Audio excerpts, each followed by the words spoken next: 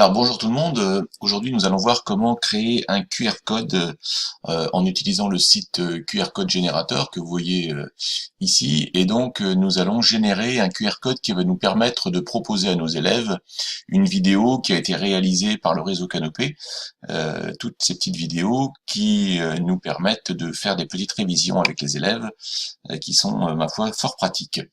Alors donc le site internet qui va nous permettre de générer le QR code, c'est celui-ci, donc theqrcodegenerator.com. Vous retrouvez le lien un petit peu plus loin dans le parcours.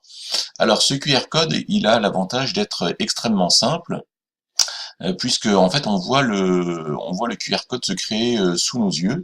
Si par exemple j'écris ici bienvenue sur le TICMOOC, eh bien nous voyons que le code se met à jour tout seul au fur et à mesure que j'écris les lettres. Donc là, ça peut être intéressant pour écrire un texte libre. On peut très bien imaginer voilà, un petit jeu avec les élèves dans lequel il y aurait des messages codés avec des codes QR. Donc ça, c'est pour écrire, la première option ici, c'est pour écrire du texte complètement libre.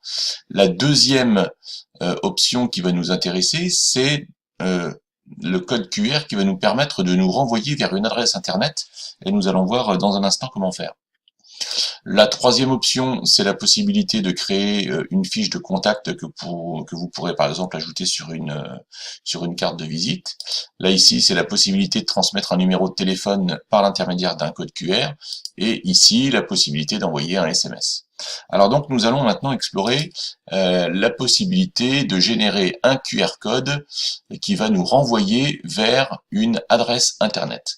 Alors, je suis allé au préalable chercher sur le site des fondamentaux une petite vidéo qui m'intéressait, et donc je souhaite utiliser cette vidéo-là, estimer l'ordre de grandeur d'un produit.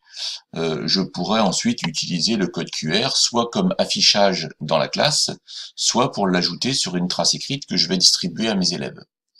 Alors maintenant, il va s'agir de retrouver le lien direct de la vidéo. Donc, on peut au choix utiliser le lien qui est là, et donc dans ce cas-là, ça va nous renvoyer carrément vers cette page. On peut aussi retrouver le lien dans les petits boutons de partage qui sont sous la vidéo. Par exemple, ici, si je clique sur le petit oiseau Twitter, eh bien pour retrouver le lien, il va falloir aller à l'intérieur du tweet. Donc un lien internet, c'est ce qui commence par HTTP, et généralement ça va jusqu'à l'extension .html de l'adresse. Par exemple, nous allons prendre cette adresse-là, que nous allons copier. Nous allons ensuite aller dans notre outil de génération du code QR. Je vais sur l'option URL, et là, ici, je vais faire coller. Et donc, voilà, ici, mon code QR a été créé automatiquement. Donc, les élèves n'auront ensuite qu'à scanner ce code QR pour pouvoir accéder directement, sans aucune saisie, sur la page de la vidéo.